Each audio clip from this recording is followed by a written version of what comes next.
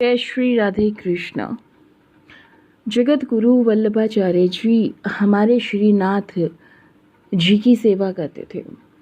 उन दोनों में पिता और पुत्र का अद्वितीय प्रेम था। एक बार की बात है, जब वल्लभाचार्य जी एक दिन अपने लाला कन्हैया को सुला रहे थे तो उन्होंने लाला के लिए बहुत सुंदर सा बिछोना बिछाया, किंतु लाला ने सोने से मना कर दिया। वल्लभाचार्य जी ने पूछा, लला क्या हुआ, सोता क्यों नहीं? लला बोले कि जय जय देखो ना, यह बिछोना हमें चुभता है, नींद नहीं आती हमको इस पर। तब गोसाई जी ने दूसरा बिछोना लगाते हैं अच्छे से, किंतु लला कन्हैया ने उस पर भी सोने से मना कर दिया। ऐसा करके गोसाई जी ने कई बार अलग अलग तरीके से बिछोना बिछाया, फिर भी कन्हैया नहीं सोए। तब गोसाई जी ने डांट कर बोला, क्यों रे लला, कैसे सोएगा? तब लला कन्हैया जी ने गोसाई जी का हाथ पकड़ के अपने बिस्तर पर लेटाया और उनके पेट पर सो गए और बोले, जय जय, ऐसे सोएंगे हम। वल्लभाचार्य जी ने लड़ा लड़ा के लाला को इतना बिगाड़ कर रखा था कि लाला का जब भी जी करता किसी को भी पीट के आ जाता था, उसकी पिटाई करके आ जाते थे।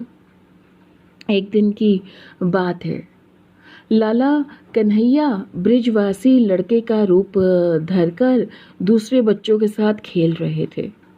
तभी एक श्रीनाथ जी का जलघड़िया वहां से गुजर रहा था। सब बच्चे बोले, भैया सब आगे से हट जाओ, यह श्रीनाथ जी का जलघड़िया आ रहा है, कोई इसे छू ना देना, अपरस में है ये। अब लला कन्हैया कहाँ मानने वाले थे, भिड़ गए जानबूझकर जलघड़िए से। जलघड़िए को बहुत गुस्सा आया।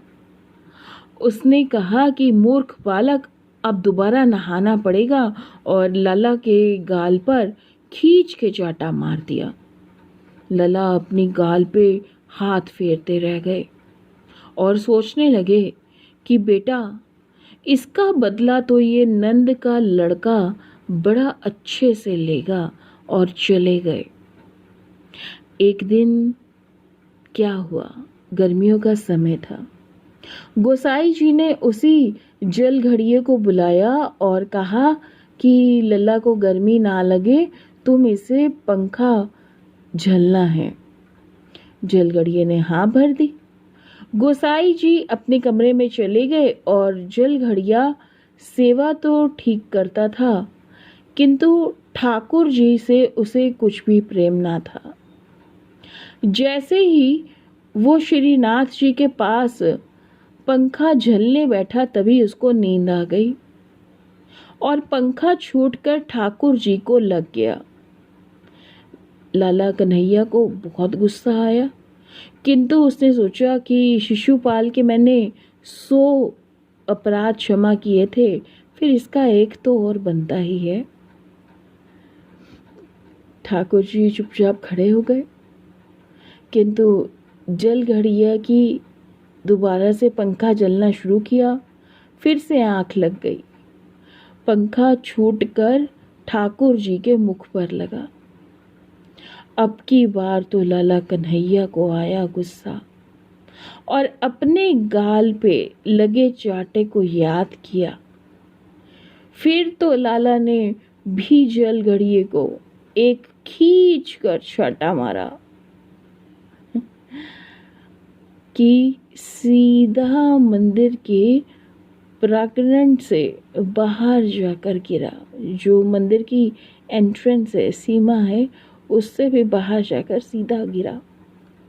चिल्लाने की आवाज सुनी तो गोसाई जी भागे भागे आए और देखा तो जलघड़िया अपनी गाल पर हाथ लगाकर कोने में बैठा हुआ था। गोसाई जी ने पूछा तो उसने सारी बात बताया कि मैं तो वो पंखा चल रहा था, तभी अचानक किसी ने थप्पड़ मारा मुझे। गोसाई जी ने सीधे ठाकुर जी के पास गए और पूछा, क्यों रे लला, क्यों मारा तूने? तब लला बोले कि जय जय, मारता नहीं तो क्या करता, मेरी सेवा करते करते सोता है। अब 2 बार पंखा मेरे मुंह पे मार दिया। मैंने भी ऐसा मारा है कि अब कभी भी सेवा में सोएगा नहीं।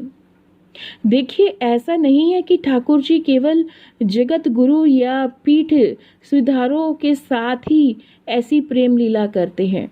उनको तो सुंदर कोमल हृदय वाले भक्त ही पसंद है। जब राजा राम की मिथिला गए थे तो वहां गोपिकाओं ने, पुरुषों ने, बच्चों ने सुमन वर्षा की थी। जब से कन्हैया मथुरा गए थे, जब राजा राम श्री मथुरा गए थे तो वहां की गोपिकाओं ने, पुरुषों ने, बच्चों ने सुमन वर्षा की थी। और अब श्री कृष्ण मथुरा गए थे। कंस को मारने के बाद तब भी मथुरा निवासियों ने सुमन वर्षा, सुमन का अर्थ होता है पुष्प, केवल पुष्प ही नहीं होता बल्कि सुंदर मन भी होता है। और उसी से ठाकुर जी बहुत प्रसन्न हो गए थे। ठाकुर जी इसी से बहुत प्रसन्न हो जाते हैं। इसीलिए बाहरी आडंबरों को त्याग कर केवल सुंदर हृदय से ठाकुर जी से प्रेम करो। जय जय श्री राधे। आप सभी ज़रूर बताइएगा कि आपको यह वीडियो कैसा लगा। आई एम श्योर चैनल को सब्सक्राइब ज़रूर करें। जय श्री राधे कृष्णा।